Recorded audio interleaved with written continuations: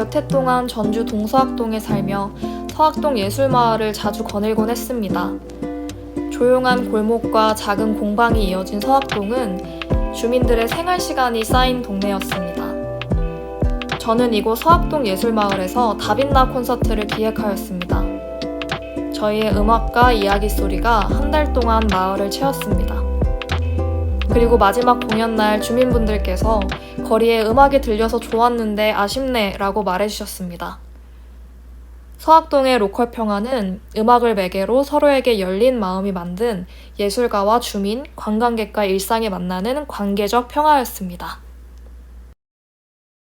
하지만 남청교 너머 한옥마을에 들어서면 전혀 다른 풍경이 펼쳐집니다.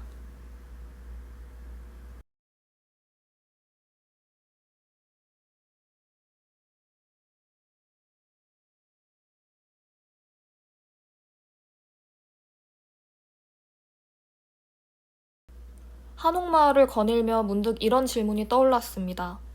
상업화 흐름 속에서 로컬은 어떻게 정체성을 지킬 수 있을까요?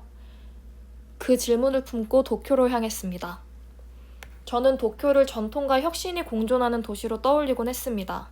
그리고 그 이미지가 실제로 어떤 얼굴을 하고 있는지도 확인하고 싶었습니다. 저의 도쿄의 첫 풍경은 시부야 스크램블 교차로였습니다. 화려한 네온 사인, 브랜드들, 많은 사람들.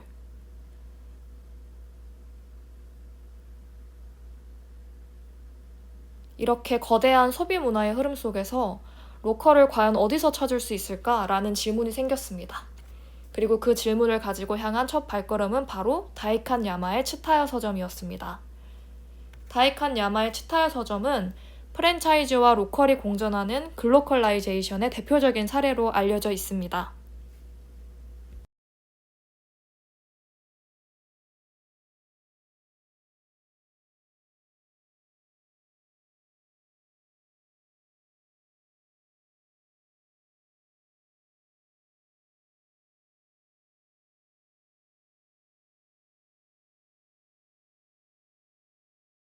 실제로 많은 로컬 굿즈들이 있었습니다. 하지만 저는 로컬을 경험했다고 말하기가 다소 꺼려집니다.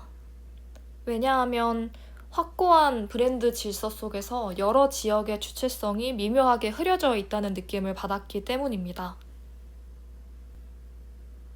블루노트에서도 비슷한 질문이 떠올랐습니다.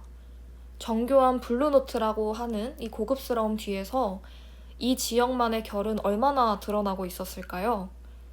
이러한 과정에서 로컬은 어디까지 주체적으로 참여할 수 있을까요?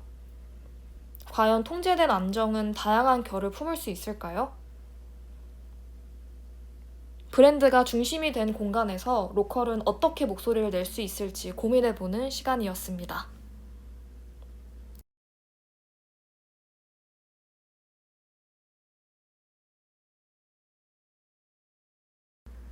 다음 날 시모키타자와로 향했습니다. 프랜차이즈보다 개인 상점이 많은 동네, 작게 걷고 천천히 머무는 자유로운 분위기를 품고 있었습니다.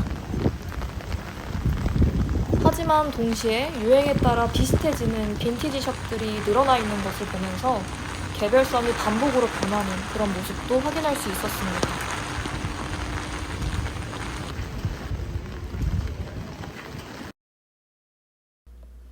그러나 도쿄의 모든 로컬이 같은 현상을 보이는 것은 아니었습니다. 도쿄 야네즈 거리는 오히려 그 이전과 다른 결을 보여주었는데요. 거리의 만담꾼, 오래된 상점, 고양이, 여행자, 서로 다른 존재들이 하나의 골목에서 각자의 리듬을 조율하며 공존했습니다.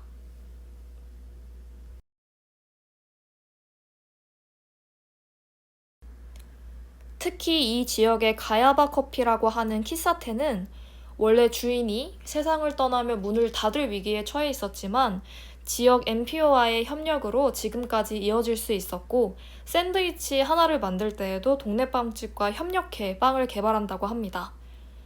이곳의 평화로운 공간을 바라보며 로컬 평화는 결국 과거의 정체성을 무조건적으로 움켜쥐는 것이 아니라 변화 속에서도 서로를 돌보며 연결되는 방식임을 알게 되었습니다.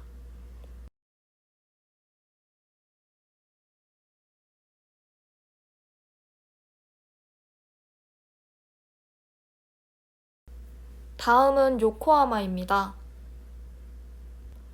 요코하마의 붉은 벽돌 건물은 외형이 매우 아름다웠습니다. 원래 이 건물은 1910년대 항만 물류를 담당하던 창고로 지어졌다가 항만 기능이 쇠퇴한 뒤 보존을 거쳐서 2000년대에 리노베이션 되어 현재의 모습으로 재탄생했다고 합니다.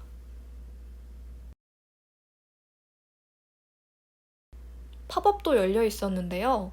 정말 많은 분들이 관광을 하기 위해서 이곳을 방문한 것을 확인할 수 있었습니다.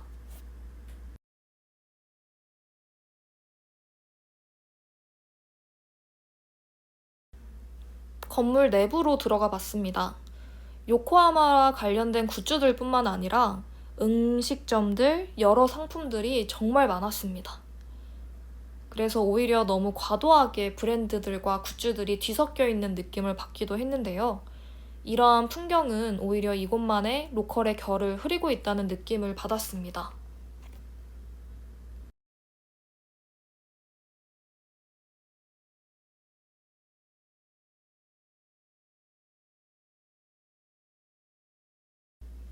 다음은 진보초입니다. 진보초 거리에는 이렇게 여러 고서점들이 있는데요. 각 서점들이 주로 다루는 분야가 다 다르다고 합니다. 그러한 가지각색의 서점들이 한편으로는 협력하고 연대해서 내년 10월에 책 축제를 함께 기획한다고 합니다. 서로의 다름을 인정하며 연대하고 협력하는 것이 로컬 평화로 나아가는 가능성의 길을 연다는 것을 생각하게 되었습니다.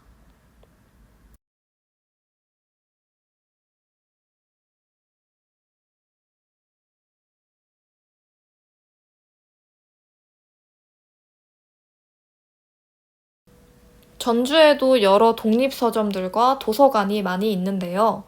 그러한 장소는 동네 주민들을 연결하고 또 지역과 관광객을 잇는 역할을 합니다. 특히 전주 덕진공원에 위치한 연화정 도서관은 덕진공원의 그 풍경과 어우러져서 그곳에 방문을 해야 진가를 느낄 수 있다는 점에서 로컬의 힘이 돋보이는 곳이라고 생각합니다. 도쿄 여행을 마치고 다시 전주를 방문했습니다. 통일된 간판이 만들어진 서학동 예술마을에서 상점 고유한 색이 흐려진 듯한 아쉬움을 남기도 했고, 다소 획일적이라 느껴졌던 전주 한옥마을에서는 자신의 색을 만들어가는 로컬 브랜드의 탄생을 목격하기도 하였습니다. 그 두 곳을 연결하는 남천교에서는 버스킹이 펼쳐졌습니다. 정적 뒤에 음악이 나오고 또 그 음악이 사람들의 흥을 돋우다가 다시 고요해졌습니다. 로컬은 그러한 정적과 균열의 중간 지점의 리듬에 가까웠습니다.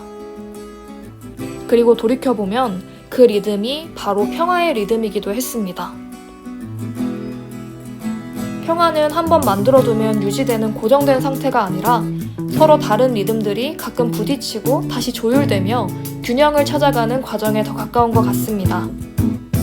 상업화와 변화의 흐름, 그리고 각기 다른 다양성 속에서 함께 머물 수 있게 하는 힘, 느슨하지만 단단한 연대의 방식이 로컬이 품은 평화의 얼굴이라는 생각이 들었습니다.